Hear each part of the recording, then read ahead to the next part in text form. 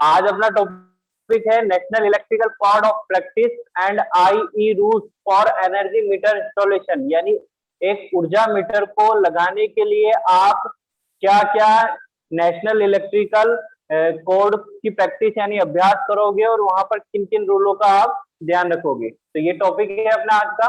कल हमने डिस्ट्रीब्यूशन देख लिया था। देखो एनर्जी मीटर आपने इस प्रकार के देखे होंगे, है ना। पहले इस प्रकार के एनर्जी मीटर आते थे आपके, ठीक है। आजकल तो डिजिटल आने लग गए हैं, लगभग सारे डिजिटल मिलेंगे, ठीक है। ये पुराने टाइम के आपके मीटर हैं, स्टैटिक मीटर बोलते हैं इनको। क्या बोलते हैं इनको? स्टैटिक। हाँ स्टैटिक, ठीक है ना। लिखो इसको स्टैटिक को, या समझ गए?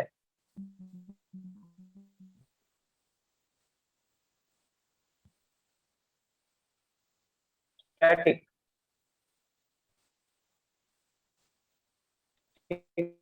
टाइप मीटर आते थे इसके अंदर, उसके वगैरह सिस्टम होता था। इसकी संरचना अपन और आगे देखेंगे, है ना। तो देखो BIS के जो सिंबल है उसके अकॉर्डिंग एनर्जी मीटर को रिप्रेजेंट करने के तरीके यहाँ पर सिंबल दिखाया, आप इस सिंबल को उतार लीजिए। एनर्जी मीटर कहीं पर भी आपको रखना है तो इस सिंबल यूज करोगे। ये सिंगल फेज के लिए है और ये 3 फेज के लिए। अच्छा, एनर्जी मीटर से क्या मतलब है, आप समझते हो एनर्जी मीटर क्या होता है?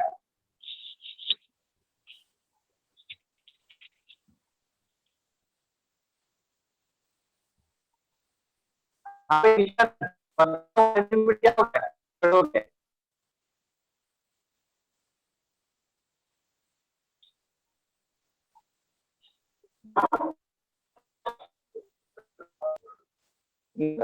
लगाते हैं, क्यों लगाते हैं इसको? क्या होता है, क्यों लगाते हैं?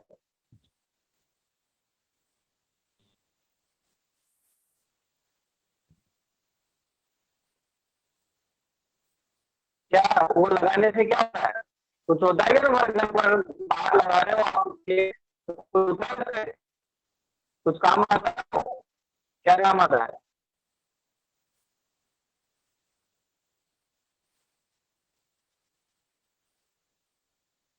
हाँ भाई मनीष, आप बताओ। यूनिट देखने के लिए, है ना। जितने आप इलेक्ट्रिसिटी कंज्यूम कर रहे हो उसके यूनिट देखने के लिए, उससे आप फिर क्या होगा, आपका बिल बनेगा, है ना। यही काम आता है आपके। तो आप कितनी एनर्जी RCB से ले रहे हो उसको कैलकुलेट करने या उसको देखने के लिए, मेजर करने के लिए हम क्या करते हैं, इस मीटर का उपयोग करते हो, है ना। नहीं तो RSB आपसे कैसे पैसे लेगी बिना यूनिट के? यूनिट का मतलब क्या होता है? एक unit is equal to 1 kilowatt hour. कितना होता है? एक, लिख लीजिए, बैठ जाओ सभी। एक यूनिट बराबर, आप बोलते हो ना एक यूनिट, एक यूनिट बिजली मेरी निकल गई, इसका मतलब क्या होता है आपका? एक यूनिट इज इक्वल टू क्या होगा आपका? 1 किलोवाट आवर।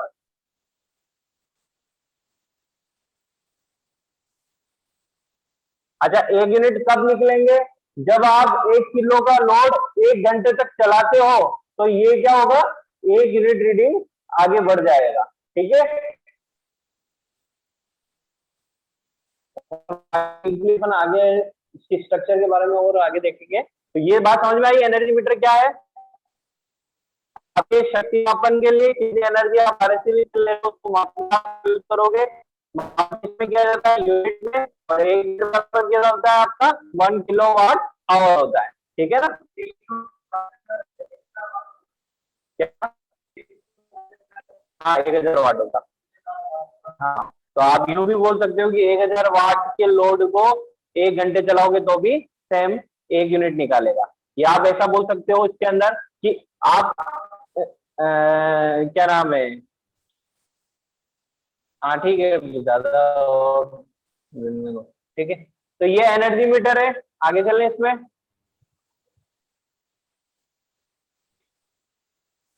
अब देखो यहाँ एनर्जी मीटर की आंतरिक संरचना दिखाई गई है। आपने पीछे देखा होगा उसमें 4 टर्मिनल थे, है ना। तो यहाँ पे भी देखो दो आपको डायग्राम दिखाया हुआ है। सिंगल फेज के 4 टर्मिनल दिखेंगे आपको नॉर्मली, और 3 फेज में आपको यहीं पे कितने दिखेंगे? 8 टर्मिनल नजर आएंगे। कितना आएंगे? 8 टर्मिनल होते हैं इसमें, ठीक है।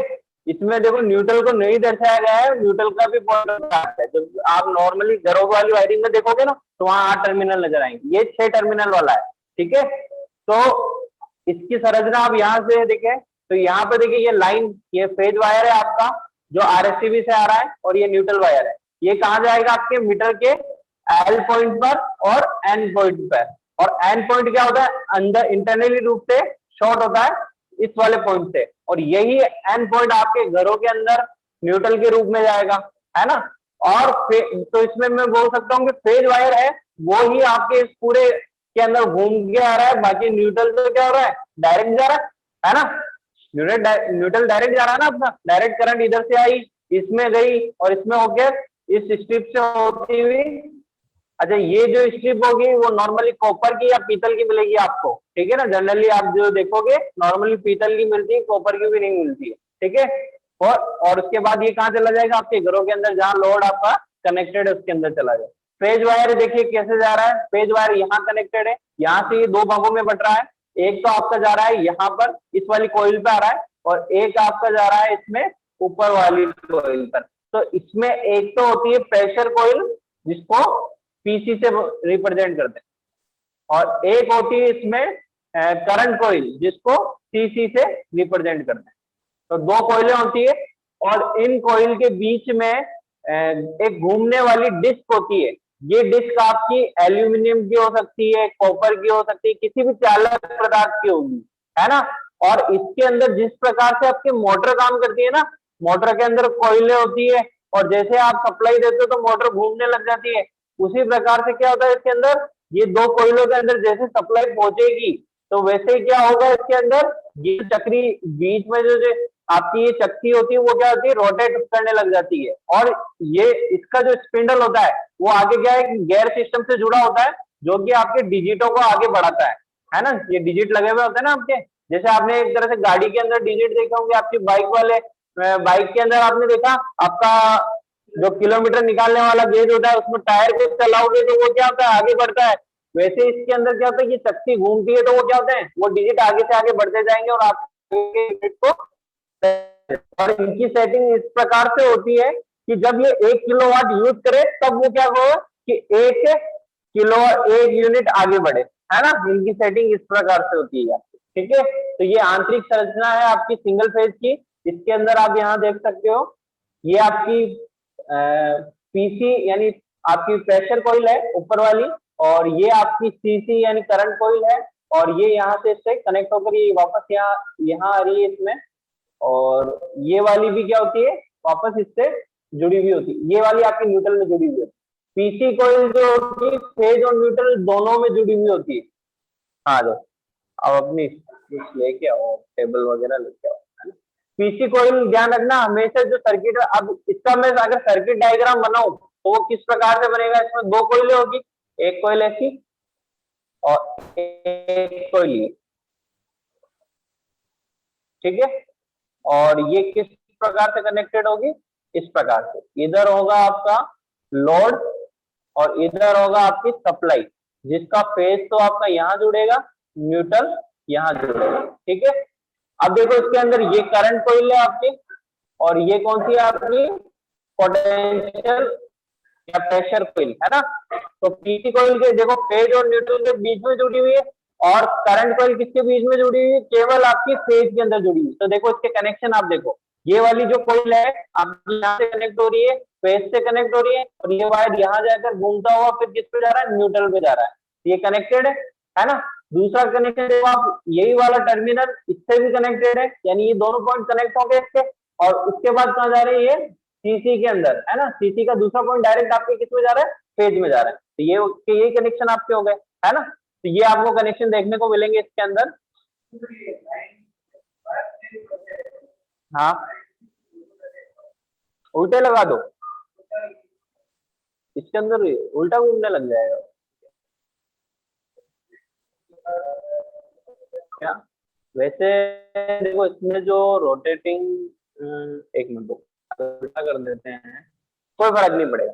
ऐसे देखो आपके, आप घर की मोटर चलाते हो, घर की मोटर के तार उल्टे कर दो, कभी उल्टी चलेगी क्या, नहीं चलेगी। सेम टू सेम प्रिंसिपल भी ये भी काम कर रही है ना? तो इसके अंदर भी आप उल्टे कर दो तो चक्की तो इसकी एक ही डायरेक्शन में घूमेगी, उल्टे नहीं घूमे, ठीक है ना? तो ये नियम इसका मोटर वाला नियम में पूरा है, तो इसका कोई फर्क नहीं पड़ेगा, ठीक है? ये क्या होगा, सेम टू सेम इसके अंदर आपके कॉइल्स है, मगर इसके अंदर क्या है, दो कॉइल्स, दो प्रेशर कॉइल है और दो करंट कॉइल है आपकी। ये एज ए 2 वाट मीटर जो मेथड है ना, उसके ऊपर काम करता है। आपको 2 वाट मीटर मेथड मैंने पढ़ा रखा है, शायद पढ़ा है क्या, शक्ति मापन का वाट मीटर विधि? नहीं पढ़ी? चलो अगर नहीं पढ़ी तो आगे बढ़ा देंगे आप, ठीक है? तो इसके अंदर क्या होता है, ये 2 वाट मीटर मेथड पे काम करती है, ये 1 वाट मीटर का काम कर रही है, ये दूसरा वाट मीटर का काम कर रही है। अच्छा वो मैं पढ़ा चुका हूँ 3 फेज के अंदर, अब गधों ने बोला नहीं मेरे को, वो 3 फेज में पढ़ चुके आप, तो जाके एक बार देखना, ठीक है? तो ये पहला वाट मीटर की तरह काम करेगा, ये दूसरा वाट मीटर की तरह काम करेगा, और ये जो रीडिंग दिखाएंगे वो किसके बराबर होगी, आपकी 3 फेज के अंदर जितनी शक्ति यूज हो रही है उसके बराबर होगी। तो इसके अंदर देखो, जैसे यहाँ पर आपको 3 टर्मिनल नजर आ रहे हैं फेज के, L1 L2 L3, है ना? इसी प्रकार से इसमें न्यूट्रल भी आता है आपका, वो डायरेक्ट होता है आपका। न्यूट्रल पॉइंट क्या होता है, कनेक्शन बाकी सब सेम रहेंगे, बस एक पॉइंट और बढ़ जाएगा, जैसे इसके अंदर न्यूट्रल है ना, वैसे के वैसे न्यूट्रल रहेगा, और वो न्यूट्रल आएगा इससे कनेक्टेड होकर और इससे वापस आगे निकल जाएगा, बस इतना सा चेंजेस आएगा, बाकी कनेक्शन जैसे इसमें है वो के वही रहने हैं आपको। तो कनेक्शन में चेंज नहीं आएगा, इसलिए इसमें वो टर्मिनल नहीं दिखाया गया है। आप प्रैक्टिकली देखोगे तो आपको 4 टर्मिनल 8 टर्मिनल नजर आएंगे प्रैक्टिकली एनर्जी मीटर के अंदर, ठीक है ना? तो इसके अंदर भी ये डिस्क है और ये गियर सिस्टम लगे, जिसके ऊपर आपका रीडिंग सिस्टम आगे चलता है। अब देखो आपको एनर्जी मीटर को परिपथ में कैसे जोड़ना है, उसका तरीका, इसको आप सब ध्यान से नोट कर लेना, क्योंकि जब भी कनेक्शन करने जाओगे आपको ये खास ध्यान रखना है, ठीक है? जैसे कि आपकी आरएससीबी से सप्लाई आ रही है, आरएससीबी से सप्लाई पहले कहां जाएगी, आपकी एनर्जी मीटर में, फिर उसके बाद किस पे जाएगी, आईसी कट आउट पर, है ना? आयरन क्लेड कट आउट, इसको फुल फॉर्म लिख लो यहाँ पर, है ना? डायग्राम बना लो और इसकी फुल फॉर्म भी लिख लो, आईसी कट आउट, इसका मतलब iron clade cut out.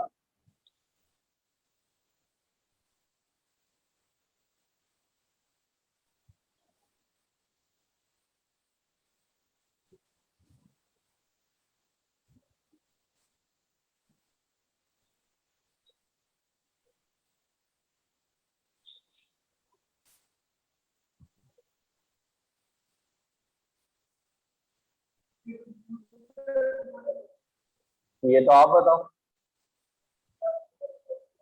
Hello, fuse का एक लोहे के बक्से में फ्यूज लग गया, iron clad, IRON, iron CLAD,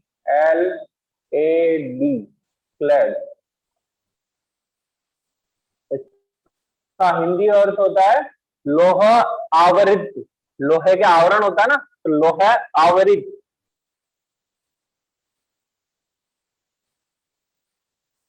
अच्छा, आईसी कटआउट में क्या मिलेगा आपको, केवल एक फ्यूज सिस्टम होगा, लोहे की बॉडी वाला आपका बक्सा है जिसके अंदर फ्यूज यूनिट लगे होंगे। अगर ये 3 फेज सप्लाई है तो आपके 3 फ्यूज लगे होंगे, अगर आपकी सिंगल फेज सप्लाई है तो एक फ्यूज लगा हुआ होगा, ठीक है ना? अच्छा, इसमें अगर मेरे को 3 फेज में दर्शाना है तो इसमें क्या करूंगा, केवल यहाँ पर 3 लाइनें खींच दूंगा। आपको मैंने डायग्राम पढ़ना बताया था लास्ट टाइम पे, तो उसमें आपको बताया ये सिंगल लाइन डायग्राम है, अगर इस पे 3 रेखाएं खींच दूं इसका मतलब यहाँ पर 3 वायर यहाँ से जा रहे हैं।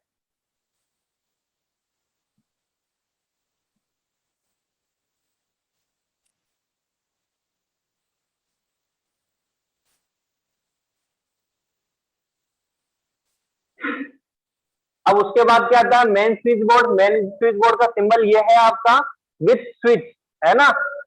तो ये मेन बोर्ड है आपका जो स्विच के साथ है, उसको रिप्रेजेंट करने का तरीका है, ये BIS के सिंबल देख लेना, उसमें सब मिल जाएंगे आपको। और ये डिस्ट्रीब्यूशन बोर्ड है with switch, power distribution board. अच्छा सॉरी, पावर नहीं, ये नॉर्मल डिस्ट्रीब्यूशन बोर्ड है, ये मेन पावर स्विच है, मेन स्विच है। जो पूरे तरह से ब्लैक होता है वो पावर होगा, और जो इस तरह से लाइनिंग वाला होगा वो नॉर्मल डिस्ट्रीब्यूशन बोर्ड होगा। अगर यही इस प्रकार से पूरा अंदर से ब्लैक होता तो वो पावर डिस्ट्रीब्यूशन बोर्ड कहलाता। हाँ, ये मेन, ये जो स्विच है main switch board power switch board है ना, विथ स्विच सर्किट, है ना, स्विच के साथ में। कई जगह मेन बोर्ड होते हैं वहां पर स्विच नहीं होते, कई जगह मेन बोर्ड होते हैं वहां स्विच होते हैं, तो यहाँ पर स्विच के साथ में मेन बोर्ड है आपका। एक बार सिंबल पढ़ना, सब समझ में आ जाएगा आपको।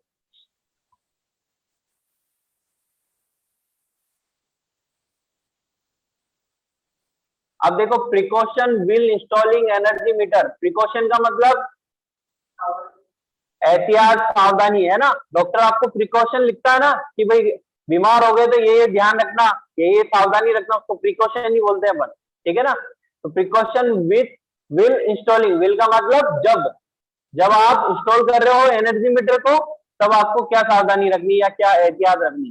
तो उस समय आपको क्या ध्यान रखना है कि केवल ऐसे ऊर्जा मीटर का उपयोग किया जाए जिसको स्थानीय बिजली बोर्ड अधिकारियों द्वारा जांच की गई हो और अनुबंधन किया गया।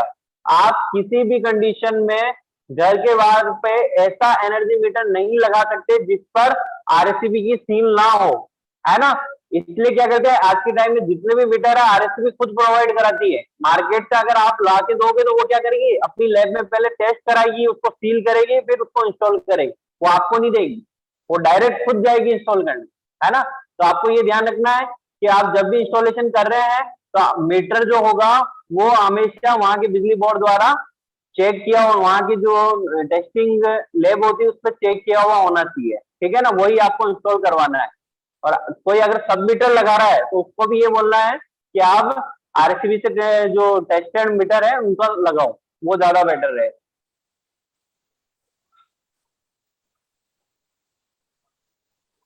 ऊर्जा मीटर का उपयोग केवल ऊर्ध्वाधर यानी खड़ी स्थिति में करना है ना। ऐसा नहीं है कि आप जैसे ये मीटर है इसको आड़ा लगा दो ऐसे, इससे क्या होगा, एरर आएगी। मगर आजकल डिजिटल आने लग गए हैं, मगर इतनी दिक्कत नहीं आती। मगर पहले क्या आते थे आपके, स्टैटिक टाइप के आते थे, तो वो चक्री क्या होती थी, टेढ़ी हो जाती थी। चक्री टेढ़ी होगी तो क्या होगा, उसकी रीडिंग में फर्क आ जाता था, एरर आती थी। तो इसलिए ये बोला जाता है कि नॉर्मल कंडीशन में भी आपको मीटर कैसा लगाना है, हमेशा खड़ी स्थिति में ही लगाना है ना, आड़ा नहीं लगाना कहीं पे।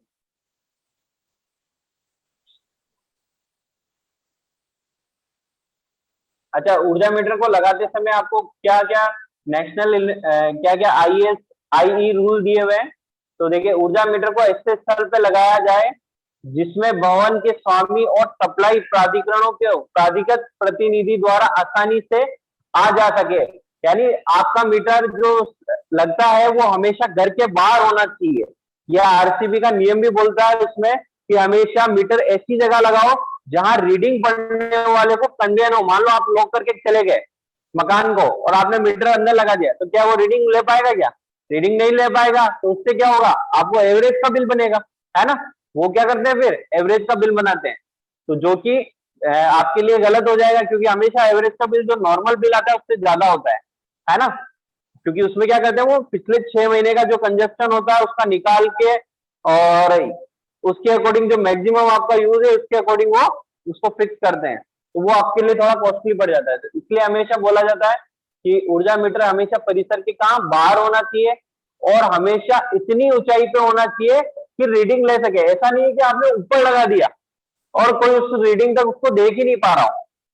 तो इसलिए इसमें बोला जाता है कि 3 से 4 फीट की ऊंचाई पर ही आपको मीटर इंस्टॉल करवाना है, इससे अधिक हाइट पे आपको मीटर इंस्टॉल नहीं करवाना है।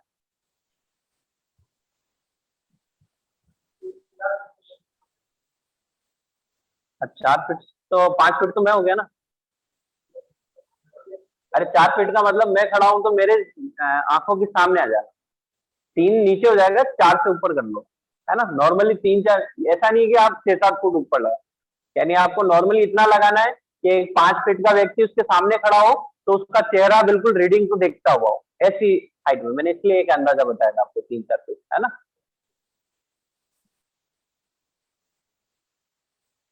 मान लो कहीं जगह नहीं होती तो वहां तो लगाने ही पड़ते हैं फिर नीचे, है ना।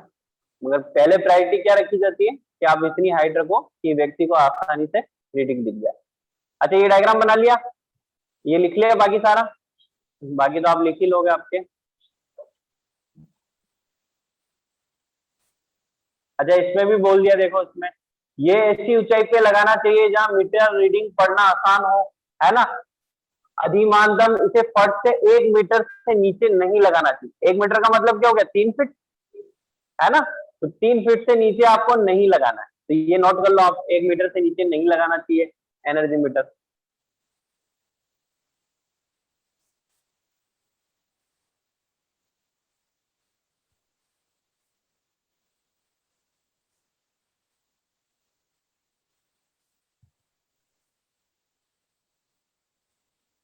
अच्छा, नेक्स्ट क्या बोलता है इसमें, ऊर्जा मीटर पर पूर्ण रूप से आवरण होना चाहिए और उसके ऊपर एक कांच की खिड़की होनी चाहिए ताकि रीडिंग पढ़ी जा सके।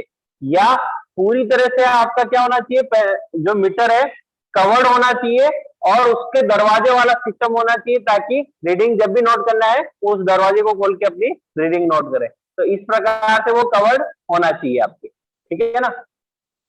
वैसे आजकल जो मीटर आते हैं उसमें आजकल पुश फिट मीटर आते हैं, तो वो क्या होता है, जो मीटर होता है ना मेन, वो पूरे प्लास्टिक के बक्से में फिट हो जाता है, तो उस पे क्या पानी का धूप का कोई प्रभाव नहीं पड़ता। तो आजकल पुश फिट सिस्टम आने लगे हैं, तो ये बक्सों वाला सिस्टम पहले चलता था। पहले क्या करते थे, बहुत से ऐसे खिड़कियां टाइप बनाते थे, सब कुछ करते थे, लोहे के आवरण वाला बनाते थे। अब आजकल ये सब आने बंद हो गए, आजकल सब क्या है, और आरएससी का रूल भी बन गया है कि पुश फिट ही मीटर लगाया जाए, उससे क्या चोरी को रोका जा सकता है। नहीं तो क्या होता है कि जैसे ये टर्मिनल होता है ना, बहुत से क्या करते हैं, इन टर्मिनलों में शॉर्ट कर देते हैं। जैसे ये जा रहा है आपका घर से, ये घर में जा रहा है यहाँ से, और यहाँ से आपके आरसीबी में आ रहा है, तो वो क्या करते थे, वायर को डायरेक्ट यहाँ से निकाल के आपके अंदर एक स्विच सिस्टम लगा लेते हैं और फिर उसके बाद अपने घर में यूज करते हैं, जिससे क्या होता है, ये मीटर रीडिंग नहीं पढ़ पाता। तो ये रोकने के लिए क्या करा आजकल आरसीबी ने, जो मीटर होता है उसको एक सील पैक बॉक्स आता है पूरा, पुश फिट बॉक्स आता है, जो एक बार पुश आप दबा दो, उसमें लॉक सिस्टम होता है, प्लास्टिक के लॉक्स होते हैं, वो लग जाते हैं, और फिर वो क्या कहते हैं, सील आती है इनकी, वो सील से उसको सील कर देते हैं। तो मान लो कोई भी सील तोड़ेगा, वो बॉक्स तो खुल ही नहीं सकता, तो वो बॉक्स नहीं खुलेंगे तो वो टर्मिनल की पहुंच तक जा ही नहीं सकते, है ना। और अगर वो कोई कट लगाएगा तो या तो सर्विस लाइन में कट लगाएगा, तो जो भी रीडिंग लेने आएगा उसको दिख जाएगा। तो इसलिए आजकल ये नियम आ गया है कि पुश फिट मीटर की जितने भी बॉक्स है पुश फिट टाइप के लगाने हैं।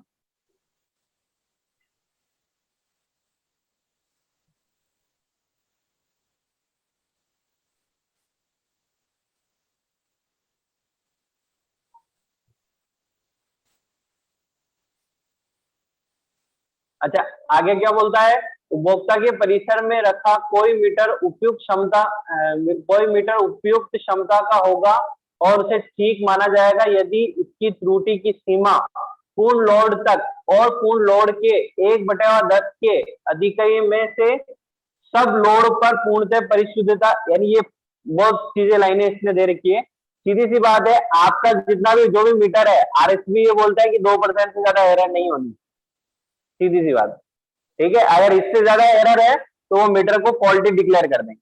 वो अपनी लैब में टेस्ट करते हैं, कोई भी मीटर आप लाते हो मार्केट से, वो क्या करते हैं, उसको ऑन लोड चलाएंगे, उस पर 1 किलोवाट का लोड देते हैं, वो उनकी लैब है पूरी, उसके अंदर 1 किलोवाट का लोड देके वो 1 घंटे के लिए चलाते हैं, फिर जो भी रीडिंग आती है उसको वो मैच कराते हैं, और वो जो है 1 यूनिट आगे चलना चाहिए। अगर वो 1 यूनिट से जो भी रीडिंग वो चला उसका देखते हैं कि कितनी परसेंट वो एरर निकाल रहा है। अगर वो एरर 2% से ज्यादा है तो उस मीटर को वो क्या करेंगे, रिजेक्ट कर देंगे। तो ये 3% वगैरह ये तो पहले के नियम थे, आरसीबी जो चलता है वो 2% के नियम पे चलता है, 2% से ज्यादा नहीं होना चाहिए। तो आप लिख लो, एरर जो है 2% से अधिक नहीं होनी चाहिए किसी भी मीटर की। अगर इससे ज्यादा लोड पे है, एरर है, तो वो उसको डिफॉल्ट डिक्लेयर कर देगा। और यदि और एक लाइन और लिखा रहा हूं, उसको भी नोट कर लो, फुल फुल लोड पे ये 2% से ज्यादा एरर नहीं देना चाहिए मीटर। और यदि मीटर को पूर्ण लोड के 1/10 भाग पर चलाया जाए और यदि मीटर को पूर्ण लोड के 1/10 भाग पर चलाया जाए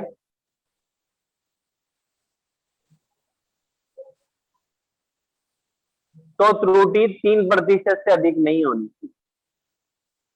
अगर फुल लोड पे चला रहे हो तो 2% से ज्यादा नहीं होनी चाहिए और फुल लोड के 1/10 लोड पे चला रहे हो तो 3% से ज्यादा नहीं होनी चाहिए।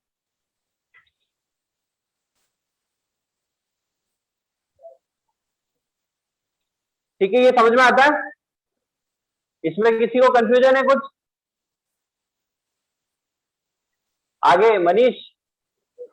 हाँ, नहीं समझ में नहीं आया है? परेशानी नहीं है? परेशानी नहीं है, ठीक है। आगे इधर गोविंद बंटी, आ गया समझ में? ठीक है। अच्छा, कोई भी मीटर शून्य लोड दर्ज नहीं करना चाहिए। ऐसा मीटर होना ही नहीं चाहिए कि आपके लोड कनेक्टेड और रीडिंग आगे बढ़ ही नहीं दी हो, है ना? तो कोई भी मीटर ऐसा नहीं होना चाहिए जो शून्य लोड दर्ज करे। हमेशा उसको आगे प्रोग्रेसिव लोड पर दिखाना ही पड़े अगर ऐसा मीटर, तो ये चीज आपको ध्यान रखनी है ना? अच्छा, आपको ये पता है सिंगल फेज मीटर की रेटिंग कितनी आती है, धारा क्षमता कितनी आती है?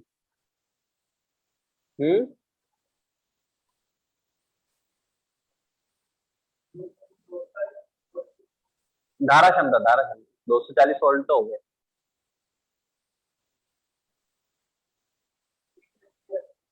नहीं आती, नहीं।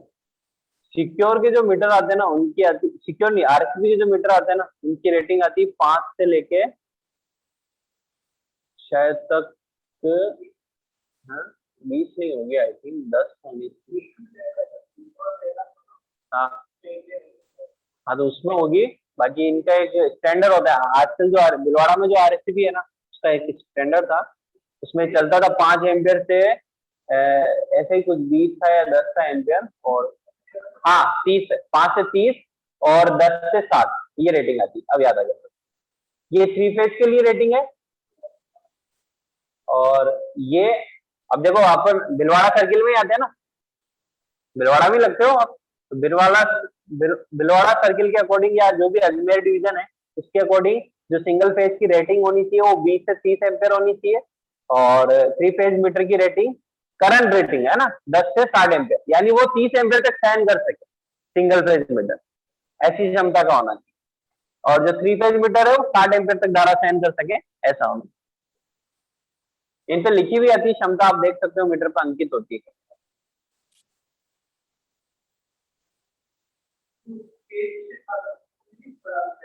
हम्म।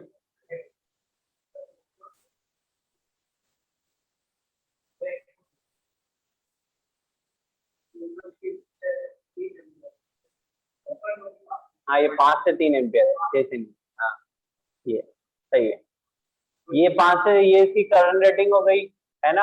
ये इसके आरपीएम हो गए कि ये 1 किलोवाट 3200 चक्कर लगा लेगा, इसके अंदर चक्री सिस्टम है, 3200 चक्कर लगाएगा तब ये 1 यूनिट आगे चलेगा, इसका मतलब ये है।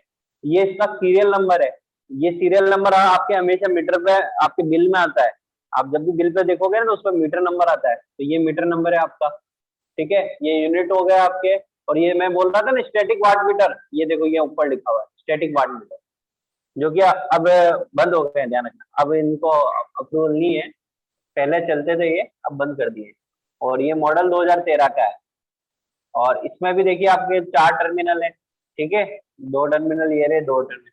और ये, हाँ ये आपका जो टर्मिनल सील लगती है ना, टर्मिनल कवर ये है, ये प्लास्टिक कवर है टर्मिनल कवर, और यहाँ पर सील लगती है, आरसीबी सील देता है वो लगती है, ये इसकी बॉडी सील है दोनों, यानी कोई ऐसा नहीं हो कि पीछे से इसको खोल के इसमें कुछ कर दे, गड़बड़ कर दे। तो इतनी सेफ्टी, वो इतने स्टैंडर्ड तक सेफ्टी रखते हैं ताकि चोरी ना हो, तो भी बहुत से कर देते हैं। हमने एक मीटर उतारा था, उसमें क्या किया था उन्होंने, पीछे जाके उसको क्या किया। अच्छा, नेक्स्ट क्या बोलता है ये कि आपका जो मीटर है उसकी मीटर की जो बॉडी है वो आपकी अर्थ से कनेक्टेड होनी चाहिए। ठीक है, मैंने आपको पहले ही बता दिया था कि कोई भी मेटल बॉडी है आपकी तो वो अर्थ से कनेक्टेड होनी चाहिए, घर की हो या किसी भी इंडस्ट्री की, है ना। चाहे आपका स्विच का, जैसे आपके स्विच के कवर हो, अगर वो लोहे के या मेटल बॉडी के हैं तो आपको अर्थिंग करने, उसमें टर्मिनल भी आते हैं, मीटरों में भी टर्मिनल आता है अर्थिंग का, तो आपको अर्थिंग प्रॉपर करनी है, ठीक है ना। अच्छा, नेक्स्ट क्या बोलता है, बहुमंजिल इमारतों के लिए जिनमें कई कार्यालय या व्यापारिक केंद्र या फ्लैट्स हैं, जिनके पास भिन्न भिन्न क्षेत्र हैं, उनमें से प्रत्येक के लिए बिजली लोड को का अलग अलग मीटर किया जाता, अलग से मीटर किया जाता है। यानी आपके फ्लैट्स होते हैं ना, तो आपने फ्लैट्स में देखा होगा कि एक ही फ्लैट में कम से कम आपको 20 मकान वाले मिलेंगे या 20 किराएदार मिलेंगे। 20 ही किराएदारों ने क्या ले रखा है, अलग अलग अपना कनेक्शन ले रखा है, तो 20 मीटर लगेंगे वहां पर। तो ये जो मीटर 20 मीटर आप लगाने हैं आपको, तो ऐसे मामले में आपको क्या करना है, ऊर्जा मीटर का एक मीटर कक्ष होना वहां पर होना चाहिए। क्या होना चाहिए वहां पर, मीटर रूम बना होना चाहिए। और ये मीटर रूम कहाँ बना होना चाहिए, आपके ग्राउंड लेवल। ग्राउंड लेवल का मतलब जो सबसे नीचे वाला फ्लोर है आपका, वो है ना, जमीन वाला फ्लोर, ठीक है। तो फ्लैट, मल्टीप्लेक्स, इनमें या बड़ी इमारतों में सब में क्या होना चाहिए, मीटर रूम होना चाहिए। और मीटर कहाँ लगेंगे, मीटर रूम के अंदर। मीटर रूम में भी क्या होता है, पैनल बना हुआ होता है। वो पैनल क्या करता है, सप्लाई दे करता है। मैं पैनल का एक आइडिया बता देता हूं आपको। जैसे ये इस प्रकार का पैनल होता है, और इसमें क्या होता है, यहाँ नीचे बस बार आती है, जैसे 3 फेज सप्लाई आ रही है, तो 3 बस बार इस तरह से आ रही होगी, सॉरी 4 आएगी, है ना। और यहाँ क्या होते हैं, मीटर लगे हुए होते हैं, और ऊपर जैसे 3-4 ऐसे पार्टीशन हो गए, 2 पार्टीशन वाला, 4 पार्टीशन वाला मान सकते हैं, ठीक है। तो इन चारों के इनपुट तो आपके इन बस पास से जुड़ जाएंगे, और आउटपुट क्या होंगे, निकल के अलग अलग रूम में चले जाएंगे, है ना। इसी प्रकार से इसको भी इधर नीचे से जोड़ेंगे, और ये आपके ऊपर चले जाएंगे। इसी प्रकार से इनमें भी ये इससे जुड़ जाएंगे, और बाकी आप ऊपर चले जाएंगे, ठीक है। तो ये इस तरह से कनेक्टेड होता है। और ये जो बस बार होती है, ये क्या की जाती है, इसके अंदर से आरसीबी क्या करता है, हमेशा इसको सील कर देता है। जैसे ये आपने मीटरिंग रूम बनाया, आरसीबी जब भी इसको इलेक्ट्रीफाइड करेगा और यहाँ पर फर्स्ट कनेक्शन देने आएगा, तब क्या करेगा, इसको बस बार से यहाँ से वायर निकाल के यहाँ वायर छोड़ देगा वो, और इसको नीचे वाले पोर्शन को क्या करेगा, अपनी सील से सील कर देगा, ताकि कोई इससे चोरी ना करे, डायरेक्ट सप्लाई ना ले, है ना। क्योंकि मीटर सारे कहाँ लगे, इसके बाद लग रहे हैं ना, ठीक है। और फिर वो ऐसे नहीं करते, फिर उसके बाद भी क्या करते हैं, वो मेन आपका क्या होता है, मेन मीटर तो बाहर लगा देते हैं, ताकि अब तुम चोरी भी करो ना, ये मेन मीटर क्या होता है, बाहर लगा होता है। इससे क्या करते हैं, इन सबका कंपैरिजन कराते हो, इसको चेक मीटर बोलते हैं। ये मीटर कहाँ लगा होगा, जहां इस मल्टीप्लेक्स में ऐसा बोला जाता है, किसी भी अगर मल्टीप्लेक्स का लोड 50 किलोवाट या 50 केवीए से अधिक लोड है, तो वहां ट्रांसफार्मर प्रपोज होना है, वहां ट्रांसफार्मर लगना है, और मीटर उसी ट्रांसफार्मर में लगना है, या वहां पर एक चेक मीटर लगाना है। चेक मीटर पहले ही लग जाता है, ताकि कोई इससे छेड़छाड़ करे तो वो फटाफट पकड़ में आ जाता है। फिर एनर्जी ऑडिट होती है, उसमें पकड़ में आ जाता है, ठीक है। तो चोरी रोकने के लिए बहुत से तरीके हैं आरसीबी के पास, तो आपको चोरी नहीं करनी है, ये ध्यान रखिए, ठीक है। समझ में आती है बात, चले आगे।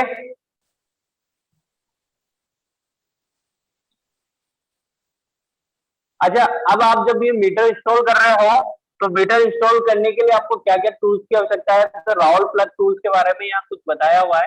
तो आप जब मीटर को कहीं पे इंस्टॉल करते हो, तो वहां पर क्या करनी होती है, आपको लकड़ी की गिट्टी का यूज करना होता है। पहले यूज की जाती थी, आजकल प्लास्टिक गिट्टी का यूज होता है। पहले क्या किया जाता था, लकड़ी की गिट्टियां लगाई जाती थी, और लकड़ी की गिट्टियों को लगाने के लिए राहुल प्लग द्वारा पहले उसके लिए छेद बनाए जाते थे, ठीक है ना। तो राहुल प्लग के बारे में थोड़ी सी इंफॉर्मेशन है, वो देखो। राहुल प्लग का काम ईंट या कंक्रीट दीवार में छेद बनाना है। क्या करता है, ये छेद बनाने के काम है। इसकी संरचना आपको यहाँ नजर आ रही है, ये टूल होल्डर है और ये टूल बिट है, ये दोनों अलग अलग हो जाती है ना। और ये 2 भागों में आधारित होता है, टूल होल्डर और टूल बिट, ठीक है ना। ये टूल बिट हो गया, ये टूल होल्डर हो गया। टूल अनी, यानी टूल अनी का मतलब टूल बिट, है ना, कार्बन स्टील की बनी हुई होती है, ठीक है। जबकि टूल होल्डर किसका बना होगा आपका, माइल्ड स्टील का, मृदु स्टील का बना होगा। ठीक है, ये कई साइजों में उपलब्ध होता है, जैसे इसकी साइज होती है ना, इस साइज के अकॉर्डिंग ये 8 नंबर का, 10 नंबर का, 12 नंबर का, 14 नंबर का। अच्छा, ये नंबर क्या चल रहे हैं आपके, SWG नंबर आप जानते हो ना, वही नंबर है ना, जितना SWG का नंबर होता है उसी के अकॉर्डिंग ये नंबर होता है। ठीक है, ठीक है। अब इसका यूज करते समय आपको कुछ ध्यान रखना है कि जब भी आप टूल छेद कर रहे हो तो इसको आपको 90 डिग्री पे रखना है फर्श के, और उसके बाद इसको ठोकना है। कभी भी इसको तिरछा रख के इसको नहीं ठोकना होता है। और जब आप इसको यूज कर रहे हो तो हर बार ठोकने के बाद इसको क्या करना होता है, आपको घुमाना होता है, ये घूमता हुआ रहना है, नहीं तो क्या होगा, ये टूल बिट क्या होगा, अंदर फंस जाएगा। ठीक है, तो इसके यूज करने का तरीका भी यहाँ आपको थोड़ा सा समझाया हुआ है। तो टूल ये समझ में आता है, राहुल, राहुल जंपर या राहुल प्लग बोलते हैं इसको, समझ में आता है। अपन पहले ऊपर यूज कर रहे थे इसका नाम, तो किसी ने पूछा भी था मेरे को। ठीक है ना, तो ये राहुल प्लग है आपका। नेक्स्ट है आपकी वुडन गिट्टी। वुडन गिट्टी क्या होती है, लकड़ी का इस तरह का एक आपका स्ट्रक्चर होता है जिसकी चौड़ाई 50 mm, लंबाई 60 mm और ये 30 mm होती है। ठीक है, और इसको दीवार में कैसे लगाया जाता है, ये बड़ा वाला हिस्सा तो दीवार के अंदर जाता है और ये वाला हिस्सा क्या होता है, बाहर रहता है, जहां पर आप क्या करोगे, स्क्रू को घसोगे। ठीक है, अब इसको कैसे कसोगे आप, इसका पूरा मेथड दिया हुआ है यहाँ पर, मैं आपको समझा देता हूँ वैसे ही। कि पहले आप क्या करोगे, छेद करोगे इस प्रकार का, वो किस साइज का होगा आपका, 50x60 का। इसके अंदर ये गिट्टी आप अंदर लगा दोगे, है ना। गहराई इसकी 60 होनी चाहिए और चौड़ाई इसकी 50x50 आपकी होनी चाहिए, और इसको अंदर लगा दोगे। फिर ये पोर्शन क्या होगा, ऊपर का जो ये हिस्सा आपको इस तरह से नजर आएगा, तो यहाँ पर जो स्पेस खाली है यहाँ पर आप क्या करोगे, सीमेंट भर दोगे और इसको सूखने दो। अब देखो, मैं आज अगर वुडन गिट्टी का उपयोग करूं तो एक दिन तो मैं वुडन गिट्टी लगाऊंगा, सीमेंट भरूंगा, दूसरे दिन ही इस पे काम करूंगा, तो कितना मेरा टाइम कंज्यूम हो रहा है ना। तो इसलिए आजकल वुडन गिट्टी के उपयोग की जगह क्या यूज करते हैं अपन, PVC गिट्टी का। ठीक है, आजकल इनका यूज कम होने लगे। तो इसमें भी यही दिया हुआ है, इसे एक दिन के लिए सेट होने दें, सीमेंट लगने की 4 घंटे बाद ही संसाधन के लिए हर घंटे के बाद उसमें पानी डालें, और 24 घंटे के संसाधन के बाद गिट्टी के पेच या बोर्ड या बैटन या गोल ब्लॉक लगा दें, यानी 24 घंटे तक आपको उससे छेड़छाड़ नहीं करनी। तो ये पूरा मेथड दिया हुआ है इसके अंदर, ये आप समझ गए होंगे कैसे लगानी है।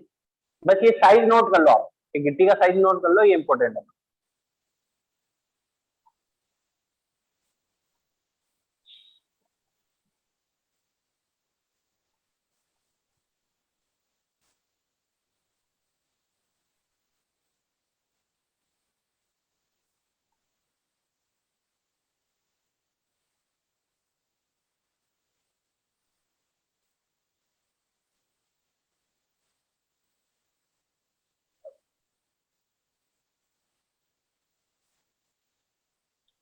नेक्स्ट चलते हैं। अच्छा, नेक्स्ट है पाइप जंपर। पाइप जंपर क्या है, वायरिंग के दौरान दीवार के आर पार छेद बनाने के लिए हथौड़े के साथ एक पाइप जंपर का उपयोग किया जाता है। यानी आपको दीवार के आर पार अगर आपको ठोकना है, यानी होल बनाना है या छेद बनाना है, तो उसके लिए क्या यूज किया जाता है, पाइप जंपर। ये कुछ भी नहीं है, एक तरह से पाइप है जिसको आपने क्या किया, इस तरह से तिरछा काट दिया, या आपने इस तरह से उसको कटिंग मानी, कटिंग लगाई है ना। और फिर इसको आप ठोकते जाओ पीछे से और घुमाते जाओ, तो वो क्या करेगा, वहां पर छेद बना देगा ना। आजकल वैसे भी ड्रिल मशीन आ गई है, पहले यूज होते थे, बस आपको नॉलेज होना चाहिए पाइप जंपर क्या होता है ना। तो पाइप जंपर आप समझ गए होंगे। नेक्स्ट आता है आपका डोमेस्टिक वायरिंग। अब देखो, आपने सारी चीजें पढ़ ली, अब डोमेस्टिक वायरिंग कोई करनी है तो मैंने यहाँ एक एग्जांपल लेके आपको बताया है कि किस प्रकार से आपको डोमेस्टिक वायरिंग करनी है। तो देखो, चित्र में एक परिपथ आरेख दर्शाया गया है। उपयुक्त वायरिंग के लिए मुख्यतः निम्न विधियों का आप घरेलू वायरिंग के लिए उपयोग कर सकते हो। पहले आप समझ लो कि आपको वायरिंग में क्या करना है, और ये वायरिंग डायग्राम मैंने एक स्कीमेटिक डायग्राम आपको बना के दिखाया है ताकि आपको पता रहे कि आपको वायरिंग में क्या क्या करना है। तो देखिए, इसमें आपको क्या करना है, ये आपका फेज आ रहा है, ये न्यूट्रल आ रहा है, ये न्यूट्रल लिंक है, ये आपका फेज वायर, जो फेज आ रहा है उससे सब सर्किट निकले हुए है। तो उससे एक सर्किट से मेरे को यहाँ पर ये लोड कनेक्ट करना है। टोटल 6 मेरे यहाँ पर लैंप है, जिसमें से 3 लैंप अलग अलग 3 स्विचों द्वारा कंट्रोल होने हैं। एक ये वाला, एक ये वाला और एक ये वाला, और बाकी के 3 जो लैंप है वो एक ही स्विच से कंट्रोल होने हैं। ठीक है, तो ये मेरे को यहाँ पर वायरिंग करनी है यहाँ पर। तो इसके लिए आप कौन कौन सी विधि का उपयोग करोगे? देखो 2 विधियां हैं घरेलू वायरिंग करने के लिए। पहली आपकी लूप बैक या लूप इन मेथड, दूसरा क्या है आपका जॉइंट बॉक्स मेथड। दोनों ही मैंने आपको पहले पढ़ा चुका हूं, पहले आप वायरिंग मेथड में पढ़ चुके हो ये। ठीक है, एक बार वापस रिपीट कर रहा हूं उसको।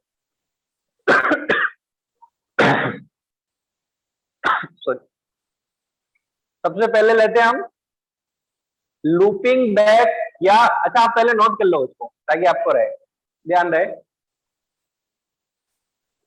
बीच में जोड़ नहीं बनाना है। जोड़ कहां बनाना है? किसी एक टर्मिनल पे बनाना है, या तो सीलिंग रोज के टर्मिनल पे बनाओ या आप स्विच के टर्मिनल पे बनाओ। तो सीलिंग रोज को किसी भी सीलिंग रोज में, 2 प्लेट सीलिंग रोज में 2 पॉइंट होते हैं आपके, एक पे फेज आता है, एक पे न्यूट्रल आता है, यही होता है ना। सीलिंग रोज तो जानते हो क्या होता है?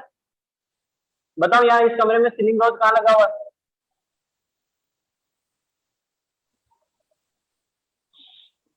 कहीं लगा हुआ है क्या? ये सीलिंग रोज है ना, इसको बोलते हैं सीलिंग रोज। ठीक है, ये क्या काम आता है? लाइट, फैन, जिसके भी कनेक्शन जोड़ने हैं ना आपको, डायरेक्ट नहीं जोड़ने, इन सीलिंग रोज से जोड़ने। ठीक है, इन सीलिंग रोज से वायर जाएंगे, जो किस पे जाएगा? मान लो इस फैन पे जा रहा है ना, तो वो इससे कंट्रोल होगा। ठीक है, तो ये सीलिंग रोज है, इसके 2 टर्मिनल होते हैं। तो न्यूट्रल मैंने क्या किया, ऐसे मेरे यहाँ पर कितने 6 सीलिंग रोज है, तो न्यूट्रल तो मैंने क्या किया, यहाँ से न्यूट्रल आया इस टर्मिनल पर, और इसी टर्मिनल से वायर निकाल के आगे वाले टर्मिनल पे ले गया, फिर इसी तरह से आगे ले गया। तो हर पॉइंट पे मेरे न्यूट्रल आया नहीं आया? आ गया। अब मेरे को यहाँ क्या चाहिए? फेज चाहिए। फेज किसके थ्रू देना है मेरे को? स्विच के, क्योंकि हमेशा मैं बोलता हूँ कि स्विच हमेशा किस में लगना चाहिए? फेज में लगना चाहिए ना। तो फेज को आप स्विच से कंट्रोल करना है, तो फेज वायर देखो मेरा यहाँ से चालू हुआ, ये यहाँ आया, यहाँ से ये कहाँ गया? नीचे। नीचे जाके ये क्या हो रहा है? स्विच के इस पॉइंट पे आ रहा है, और यहीं से मैंने क्या करा, एक वायर और निकाल के आगे वाले स्विच पे लेके गया। ठीक है, और दूसरा मैं कहाँ ले जा रहा हूँ? अब देखो दूसरा कनेक्शन फेज कहाँ से, इस स्विच को जब मैं ऑन करता हूँ तो फेज वायर यहाँ से चल के डायरेक्ट इस पॉइंट पे आ गया, यानी इस पॉइंट पे आ गया। जब आप इस स्विच को ऑन करोगे तभी इस पे फेज आएगा, तभी ये स्विच, न्यूट्रल तो डायरेक्ट मिल ही रहा है इसको, फेज कब मिलेगा? जब ये स्विच ऑन होगा। तो जब ये स्विच ऑन करोगे तभी ही आपकी वहां पर लाइट चलेगी, नहीं तो क्या होगा? लाइट बंद रहेगी। नेक्स्ट आगे चलते हैं। ये देखो ये यहाँ आया फेज, है ना। अब देखो ये फेज यहीं से मैंने आगे बढ़ा दिया था, तो इस स्विच का फर्क इस वाली लाइन पे कोई पड़ेगा क्या?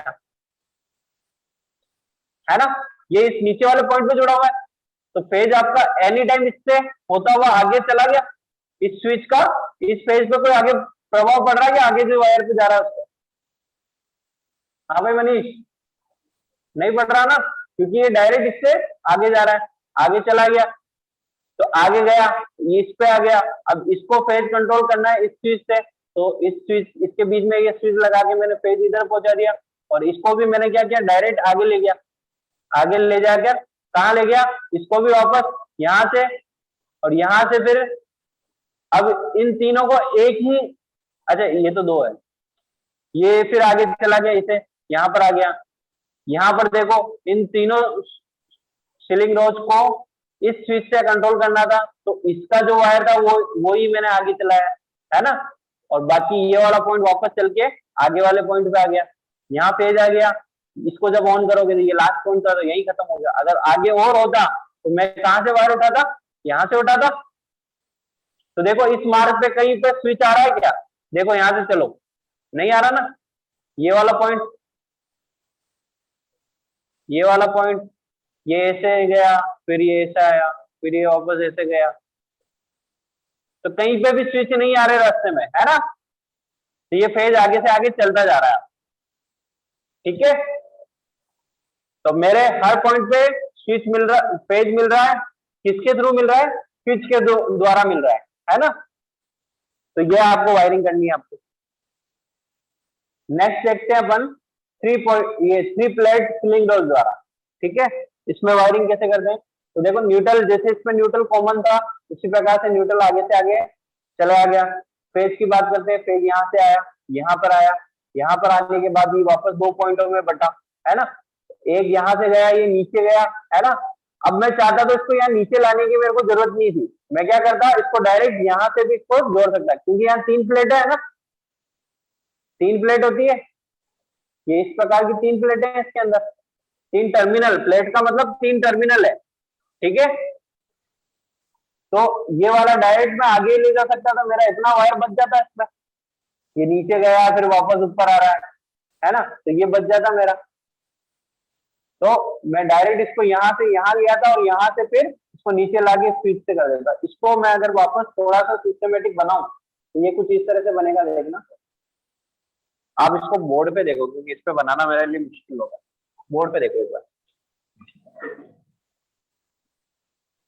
इसी का थोड़ा सा सस्ता बना रहा हूं ताकि आपके वायर कम यूज हो।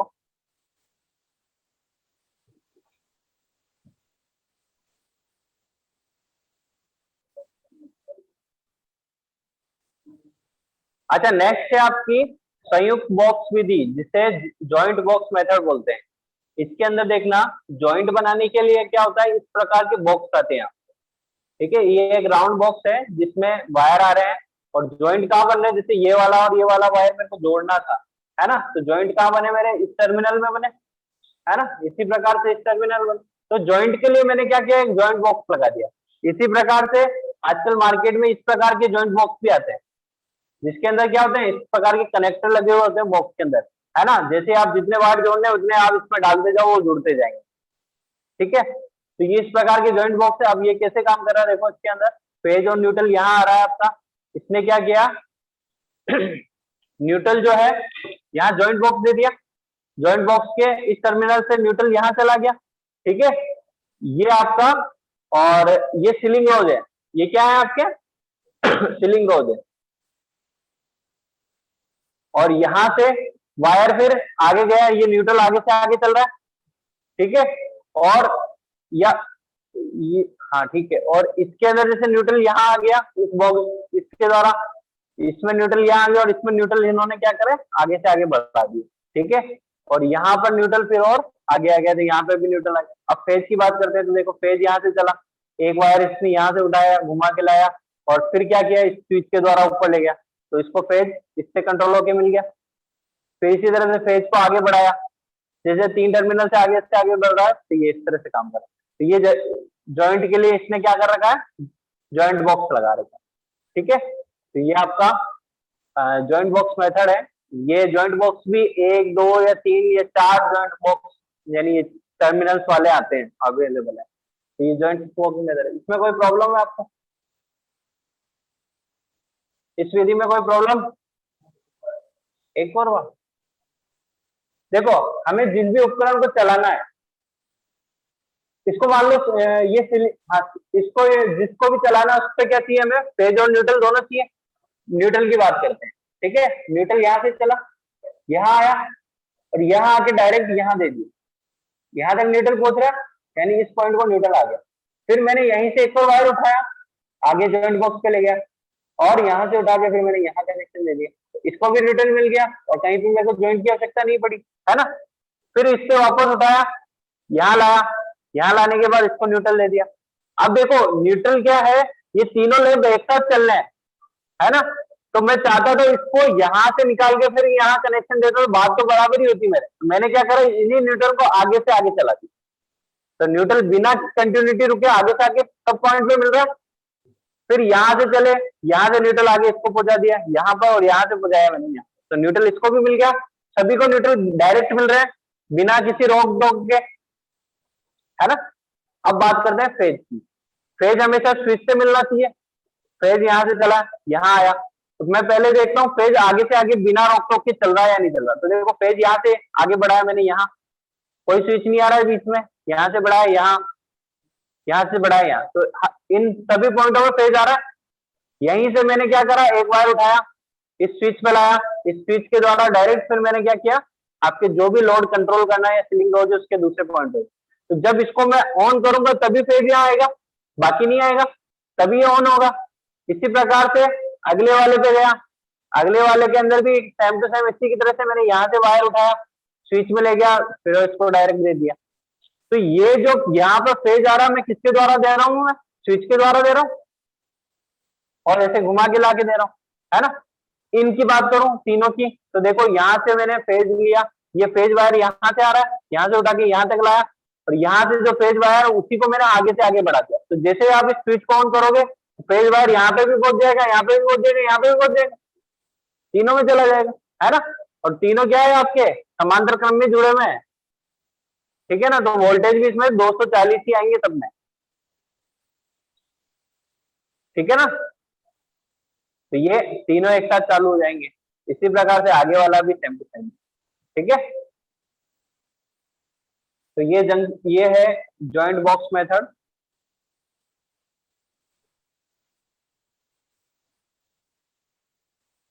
अच्छा, नेक्स्ट आती है आपकी स्पेशल वायरिंग। ये थोड़ी सी इंटरटेनमेंट वाली या अच्छी वायरिंग है, इसको सीख जाओगे तो मजा आएगा, करने में भी बहुत मजा आता है इसको, है ना।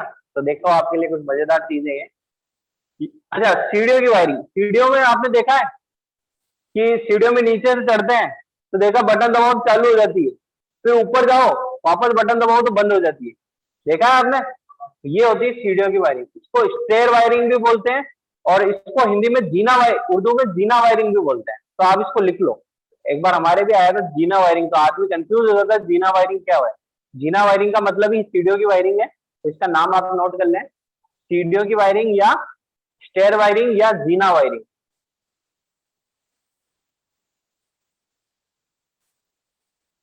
अब क्या निम्बी में पेपर आना है, तो निम्बी में क्या उल्टे सुल्टे शब्द ज्यादा आते हैं, तो आप सारे शब्द अच्छे से याद करें।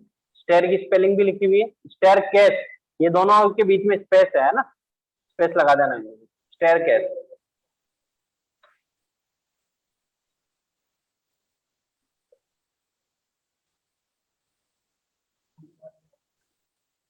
जीना, अच्छा जीना लिखना है तो जीना लिखते हैं जय ना, जीना, जीना वायरिंग बोलते हैं।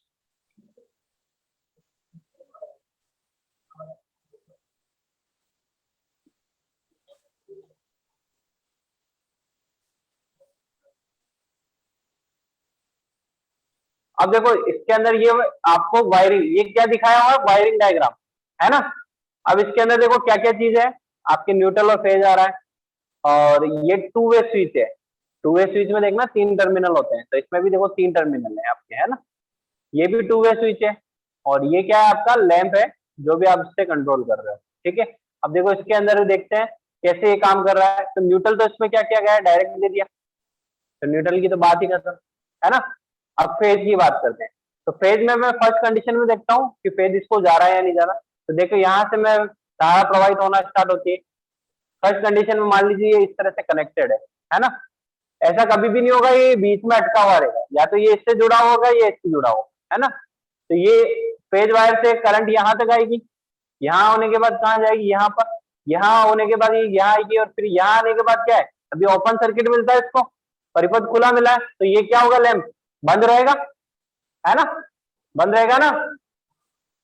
अब मान लो मैंने इसको क्या किया, इसको दबा के क्या किया मैंने, स्विच को यहाँ जोड़ दिया, तो यहाँ से ये क्या होगा, डिस्कनेक्ट हो जाएगा। तो ये अब फेज करंट किधर से चलेगी, यहाँ से होती हुई यहाँ आ गई, है ना, यहाँ आ गई, यहाँ आ गई। ये ऐसी की ऐसी कंडीशन में है, जब आप नीचे से चढ़ रहे हो तो आपने क्या किया, स्विच दबाया तो ये यहाँ कनेक्ट हो गया, ये ऊपर वाला स्विच वैसे के वैसे कंडीशन में, तो ये यहाँ आया, फेज यहाँ से आके यहाँ इसको फेज मिल गया, रास्ता पूरा हो गया ना। तो ये लैंप चलेगा नहीं चलेगा, अभी चलेगा। अब मान लो आप ऊपर पहुंच गए और आपने वापस बटन को दबा दिया, बटन को दबा दिया तो क्या हुआ, ये मूव करके किधर आ गया, इधर आ गया। तो ये अभी ये परिपथ जैसे इधर से पूरा हो रहा था, अभी ये खुल गया यहाँ से, जैसे ये खुला तो क्या होगा, ये लैंप वापस क्या हो गया, बंद हो जाएगा। समझ में आई वायरिंग है, बना लो,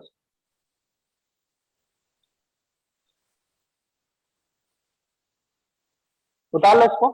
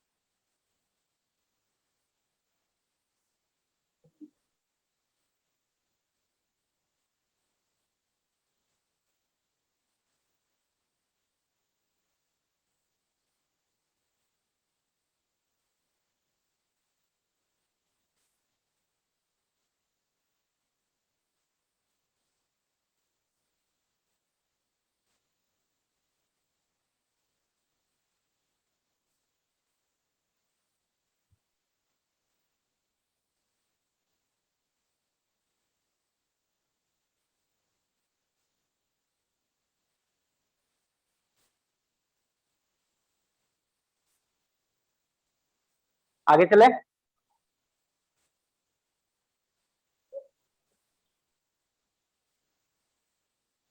हाँ, किचन उतार लिया।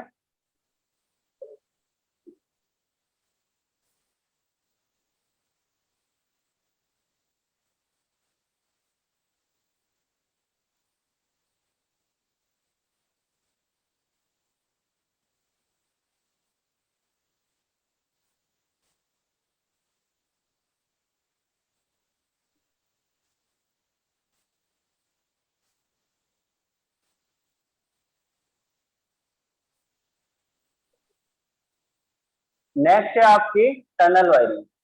अब देखो टनल वायरिंग में क्या अंतर है आपका,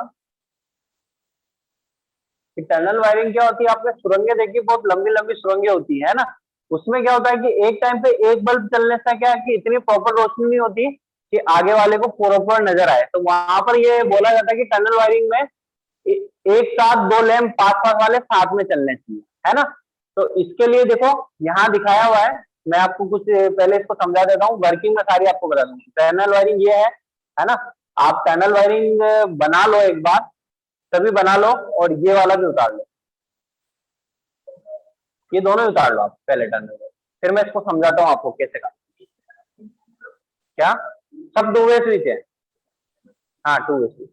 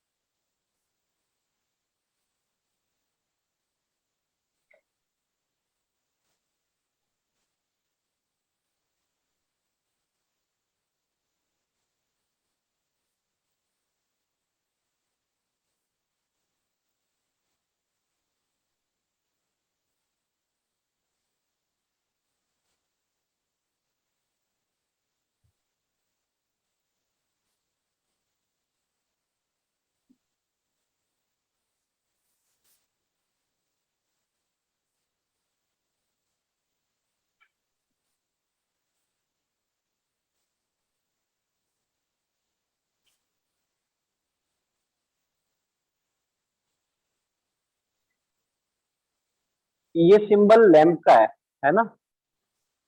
ये जितने सिंबल दिए ना लैंप के सिंबल, हाँ वो भी बनाना है, स्विच और लाइट।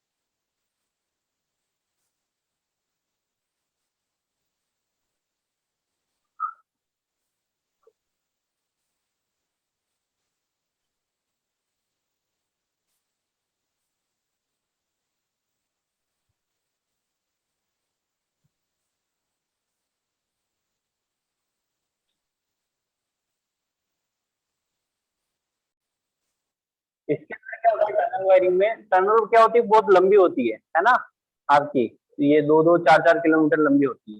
तो ऐसी कंडीशन में आपको ऐसा नहीं है कि आप जब अंदर जा रहे हो तो स्विच चालू करते जा रहे हो तो सारे लैंप चालू रहे, 4 किलोमीटर तक लाइट आप चालू रखोगे या 3 किलोमीटर तक की लाइनें आप चालू रखोगे तो उसका कोई मतलब तो है नहीं, क्योंकि आप तो नीचे पहुंच गए तो ऊपर वाली लाइट से आपको क्या मतलब है ना। तो इसलिए इसमें ऐसा होता है कि आप जैसे जैसे अंदर चल रहे हो तो आपके आगे वाले हिस्से की क्या होगी, लाइटें चलनी चाहिए और पीछे वाली क्या हो जानी चाहिए, बंद हो जानी चाहिए। तो इसमें क्या होता है जैसे स्विच वन यहाँ वहां जैसे आप स्विच वन को दबाते हैं है ना, तो उसमें क्या होना चाहिए, उस समय दो लाइट आपकी L1 और L2 चल जानी चाहिए, यानी ये वाली और ये वाली चल जानी चाहिए।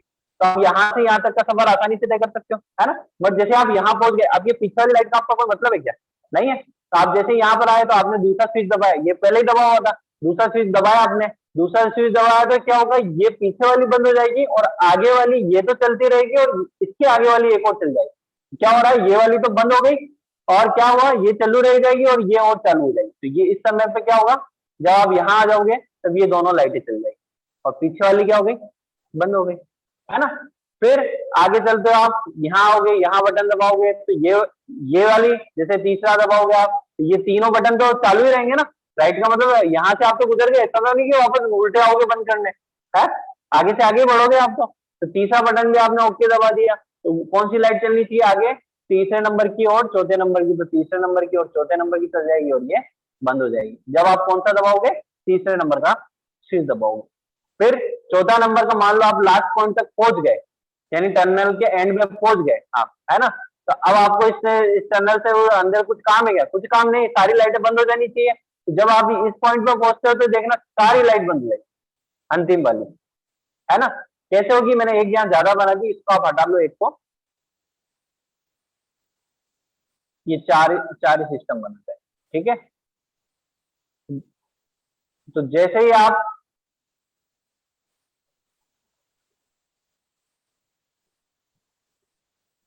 इस पॉइंट पे आके बटन दबाओगे तो ये वाला आपका यहाँ पर एंड है टनल का, तो जैसे आप ये पॉइंट दबाओगे तो सारी लाइटें जितनी की जितनी है चारों की चारों क्या होगी, बंद हो जाएगी और स्विच चालू, चारों के चारों क्या रहेंगे, ऑन रहेंगे।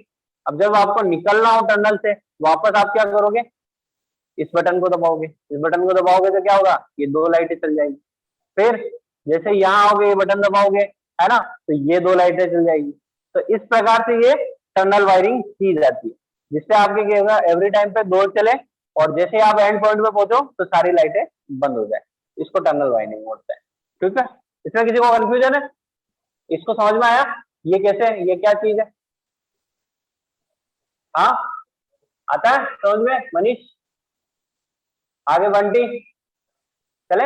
अब देखो इसको थोड़ा सा अपन है ना, अब ये काम कैसे कर रहा है, ये सर्किट कैसे काम कर रहा है इसको समझते हैं। इसको समझने के लिए मैं आपको एक छोटी सी चीज दिखाता हूँ।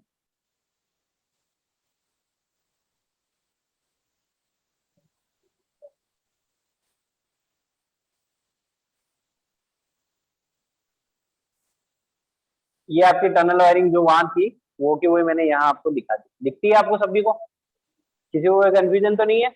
फेज वायर रेड से दिखाया, न्यूट्रल वायर ब्लैक से दिखाया। स्टार्टिंग में ये कैसे कनेक्टेड है, इस प्रकार से कनेक्टेड है ना। तो देखो फेज वायर यहाँ से तब एक कंडीशन में यानी ऑन कंडीशन में या ऑफ कंडीशन, तब ऑफ कंडीशन में तो ये टर्मिनल इस तरह से जुड़े हुए। तो देखो फेज वायर इसको यहाँ से यहाँ मिल रहा है और यहाँ मिल रहा है ना, यहाँ तक तो फेज मिल गया इसको। और नेक्स्ट वाले की भी बात करें तो यहाँ देखिए आप, यहाँ देखोगे तो फेज वायर इसको इधर से भी इसको फेज मिल रहा है और इसको इधर से भी फेज मिल रहा है। तो इस लैंप को क्या दोनों साइड से क्या मिल रहा है, फेज मिल रहा है। तो क्या लैंप चलेगा, हाँ लैंप नहीं चलेगा ना, है ना। तो इसी तरह से जो जो रेड नजर आ रहा है देखो पूरा पथ चला के देखो, इधर फेज मिल रहा है इधर फेज मिल रहा है ना। इसी प्रकार से यहाँ से चलोगे तो इसको फेज मिल रहा है यहाँ से और इसको फेज मिल रहा है यहाँ से, दोनों साइड से फेज मिल रहा है, तो ये नहीं चलेगा। इसको फेज यहाँ से मिल रहा है और इसको फेज यहाँ से मिल रहा है, तो ये नहीं चलेगा। इसको फेज यहाँ से मिल रहा है और इधर वाला फेज यहाँ से मिल रहा है, तो नहीं चलेगा। तो फर्स्ट कंडीशन में क्या है, दोनों साइड से इसको फेज मिल रहा है, इसलिए ये लैंप क्या होगा, नहीं चलेगा। ठीक है ना। चलने के लिए क्या चाहिए मुझे, फेज और न्यूट्रल दोनों चाहिए। तो अब देखो आप फर्स्ट कंडीशन में आते हो और आपने क्या किया, इसको तो कर दिया बंद, इसको बंद कर दिया, और चालू कौन सा कर दिया, ऊपर वाला। यही होगा ना, यही होगा ना कि ये वाला पॉइंट जो इससे जुड़ा था वो किस पे जुड़ जाएगा, ऊपर वाले पॉइंट पे। ऊपर वाले पॉइंट पे जुड़ा तो क्या हुआ, अभी ये न्यूट्रल, ये वाला न्यूट्रल बन जाएगा, ये वाला भी न्यूट्रल बन जाएगा। फेज इधर से मिल रहा है, न्यूट्रल इधर से मिल गया, तो ये दोनों लेंथ चलेंगे नहीं चलेंगे, चलेंगे। चलो, इस फर्स्ट पॉइंट से बढ़े आप नेक्स्ट वाले पॉइंट पे। नेक्स्ट पॉइंट पे आए तो आपने बटन दबाया, तो ये तो हो गया, ये डिस्कनेक्ट हो गया, कैसे जुड़ गया, ऊपर जुड़ गया, है ना, ऊपर जुड़ा। तो इस कंडीशन में आपका ये वाला न्यूट्रल बन गया, और क्या न्यूट्रल बना, ये वाला न्यूट्रल बन गया। तो इधर से इसको फेज मिल रहा है तो ये लैंप चल गया, इधर से न्यूट्रल मिल रहा है तो ये लैंप चल गया, और इसको दोनों साइड से क्या मिल रहा है, तो ये बंद हो गया। तो आपने जैसे इस बटन को दबाया तो ये तो बंद हो गया, और कौन सा चालू हो गया, ये वाला। नेक्स्ट चलते हैं, देखो नेक्स्ट पॉइंट पे आपने क्लिक किया, ठीक है, तो ये बंद हो गया और ये चालू हो गया, है ना। तो ये आपका न्यूट्रल बन गया, न्यूट्रल हो गया, ये बंद हो जाएगा, और ये न्यूट्रल आपको इधर न्यूट्रल मिल गया, तो ये क्या हो गया, ये चालू हो गया, है ना। इसको आप इसको ऑपरेट करते हो तो ये इस तरह से जुड़ जाएगा लास्ट में आपका। अच्छा, ये लैम्प मैंने गलत दर्शा दी, ये दोनों न्यूट्रल बन जाएंगे तो ये दोनों भी बंद हो जाएंगे आपके, है ना। तो ये भी बंद हो जाएगा क्योंकि क्या हो गया, इधर भी न्यूट्रल मिल गया। समझ में आता है सभी को। अच्छा, वहां नजर नहीं आ रहा तो मैं डेस्कटॉप स्क्रीन इधर करूँ क्या, या लाइट बंद कर दो जिससे कलर अच्छा नजर आएगा। लाइट बंद कर दो सारी एक बार,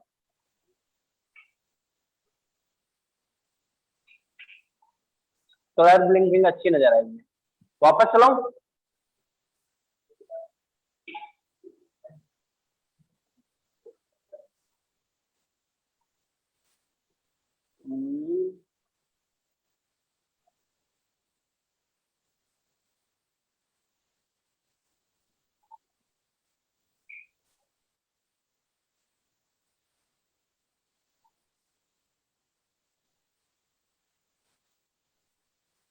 ये था, अभी नजर आ रहा है साहब, ये न्यूट्रल, ये फेज। फेज सभी को अभी फेज मिल रहा है, आप देख लो, सभी को चेक कर लो, ठीक है। इसको फेज यहाँ से मिल रहा है, इसको फेज यहाँ से मिल रहा है, इसको फेज यहाँ से मिल रहा है ना। एक फेज इसको यहाँ से मिल रहा है, तो दोनों साइड फेज मिल रहा है, इसलिए लैंप नहीं जल रहा है। आप जब इस कंडीशन में आते हो तो ये स्विच क्या होता है, ऊपर कनेक्टेड हो जाता है, नीचे डिसकनेक्टेड हो जाएगा। तो ये फेज इधर से मिलना बंद हो गया, ये मिलना बंद हुआ तो क्या होगा, इधर ऊपर से न्यूट्रल मिलना स्टार्ट हो गया इस समय। तो ये इसको न्यूट्रल इधर से मिल रहा है, और यहाँ से न्यूट्रल इसको इधर से मिल रहा है, और फेज इसको इधर से मिल रहा है, और इसको फेज इधर से मिल रहा है। तो ये लैंप क्या होंगे, दोनों जल जाएंगे जब आप फर्स्ट स्विच को ऑन करते हो, ठीक है। नेक्स्ट पॉइंट पे जाते हो। नेक्स्ट पॉइंट पे जैसे आप इसको दबाओगे तो क्या होगा, आपका ये दोनों, ये वाला और ये वाला न्यूट्रल का कार्य करने लग जाएगा। तो इसको न्यूट्रल इधर से मिल गया और फेज इधर से मिल रहा है, तो ये तो चालू हो जाएगा, और जबकि इसको क्या, दोनों साइड से न्यूट्रल मिल गए, तो ये क्या हो जाएगा, बंद हो जाएगा। नेक्स्ट पे जाओगे, नेक्स्ट पे करते हो तो ये बंद हो गया और ये चालू हो गया, और नेक्स्ट पे गए तो ये भी बंद हो जाएगा। ये थोड़ा सा गलत हो रहा है इसमें, है ना, जो मैं सही कर दूंगा बाद में। पर जैसे आप इसको ऑन करोगे तो दोनों साइड से न्यूट्रल हो गए, तो सभी को क्या होगा, जब आप सारे बटन ऑन ऑन कंडीशन में कर दोगे तो सबको क्या मिल जाएगा, न्यूट्रल मिल जाएगा। तो ये इस तरह से काम करता है। चला तो वापस स्लाइड चालू करो। तो ये वायरिंग समझ में आई, मजेदार थी। तो ये बनानी भी है आपको, ये आपके प्रैक्टिकल में भी आती है और आपको बनानी भी है। तो अब आपको इसमें क्या करना है, ये जो सर्किट बनाए आप, उसको आपको याद रखना है। अभी बैठ के फटाफट याद कर लो, है ना। और मेरे को अब एक चीज और करनी है, जो आज नए आए वो बताओ अपना काम कितना कर रखा है, पहले ये बताओ। किशन, आपका बताओ कितना काम हो रहा है।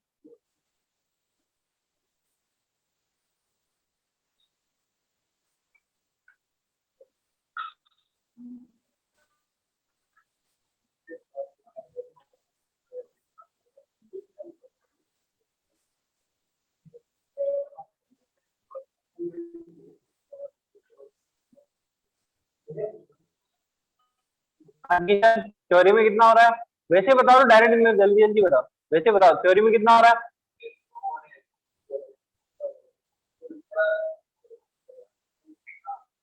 सोल्डिंग तक ही हो रहा है ना। और प्रैक्टिकल में कितना हो रहा है? एम्प्लॉयबिलिटी स्किल में, बिहेवियर स्किल ही हो रहा होगा। वर्ड्स ऑफ कैलकुलेशन में कितना पुराना तो हो रहा है ना, फ्रैक्शनल तक हो रहा है। और असाइनमेंट कहाँ तक हो रहा है? कहाँ तक हो रहा है? मेरे को ये नहीं सुनना नहीं है, मेरे को ये सुनना कहाँ तक हो रहा है। ऑनलाइन के पहले असाइनमेंट में क्या था? शिपमेंट में बस वही हो रहा है। चलो बैठो। नेक्स्ट और कौन नया है? बंटी आप बताओ कितना हो रहा है आपका? डीसी सर्किट,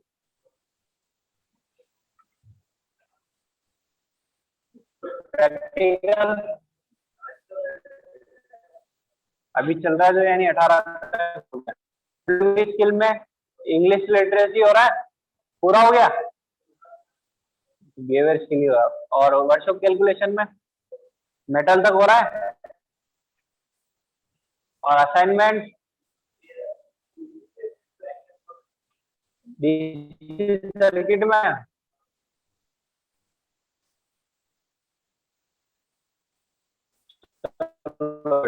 नेक्स्ट और कौन आया? आप बताओ। हाँ एक मिनट रुकना है ना। ओके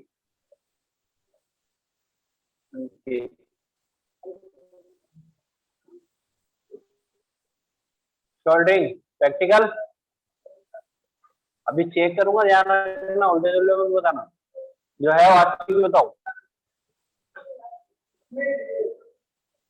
पहले देख के आ जा, तेरे को तो वैसे तो महीने 2 महीने बाद आया, पता ही नहीं तेरे को।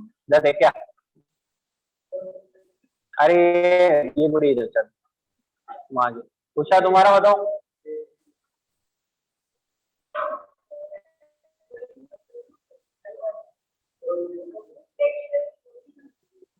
किसके पास है? 17 कितने हो रहे हैं उसमें? कॉपी नहीं बना लो या नारायण को बुलाओ, दोनों से एक चीज है, ठीक है ना। यही बनाओ, स्टार्ट करो। और एम्प्लॉयबिलिटी स्किल ये 0 हो गए, फिर एम्प्लॉयबिलिटी स्किल, अरे चाबी लेके जा, वापस आएगा। चलो सुनता नहीं है। एक मिनट मैं भी आ रहा हूँ, तुम देख लो एक बार। चलो मैं भी सामान अंदर है।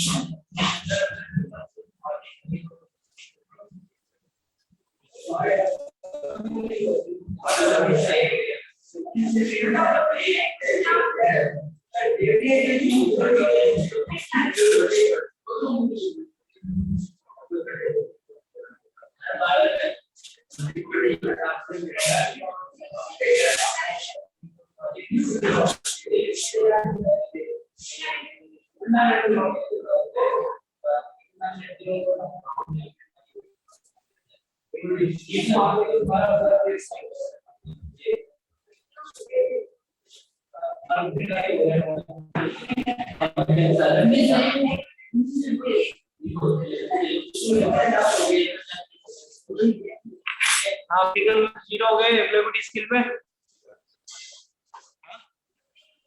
तो कॉपी किसके पास है?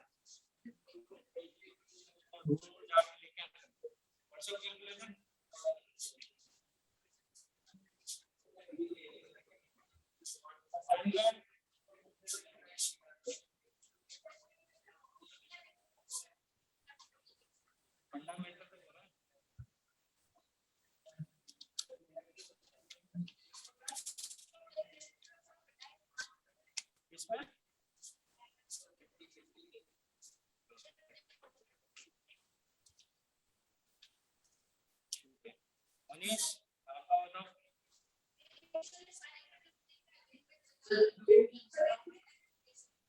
ये जमा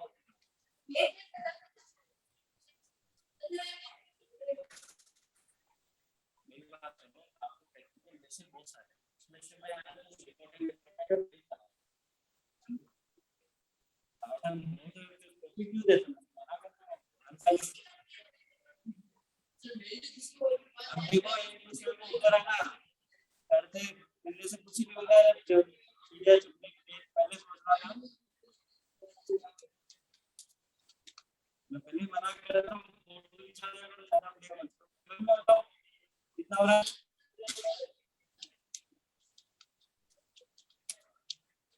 नेक्स्ट बताओ प्रैक्टिकल कितना हो रहा है? और एम्प्लॉयबिलिटी स्किल नेक्स्ट बताओ वर्कशॉप कैलकुलेशन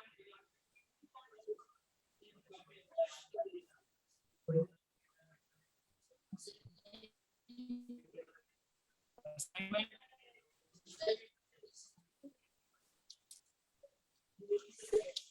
ठीक है बेटा अपने को आपने लगभग जितने भी जने आ रहे हो उन्होंने नोट करा दिए ठीक है बाकी जो और आएंगे वो ऐड कर लेंगे।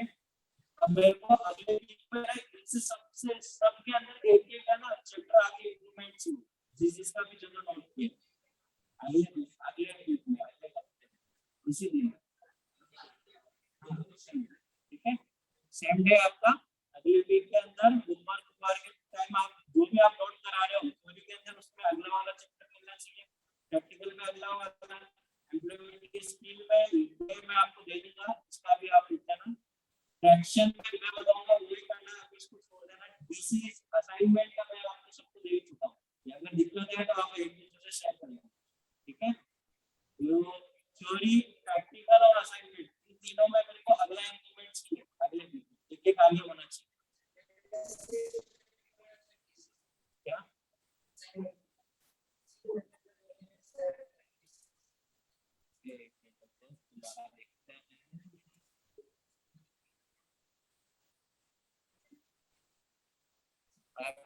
डीसी से और शीट मेटल हो रहा है। हाँ तो इससे आगे चलो डीसी सर्किट के आगे क्या है अब आया हो ये असाइनमेंट थोड़ी ये तो थ्योरी है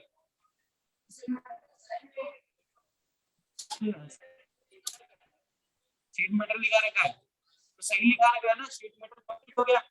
इसके बाद क्या है फंडामेंटल फंडामेंटल इलेक्ट्रिसिटी पे बताना तो जितना कंप्लीट है उतना बताना छोटी कंप्लीट है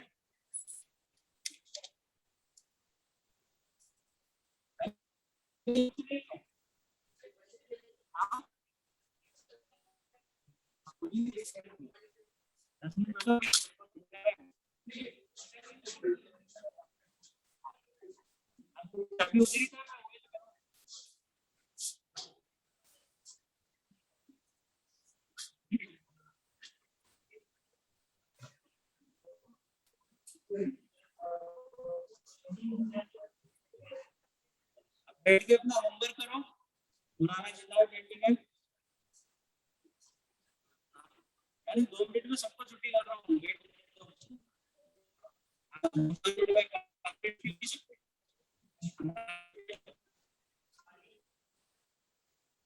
ज्यादा देर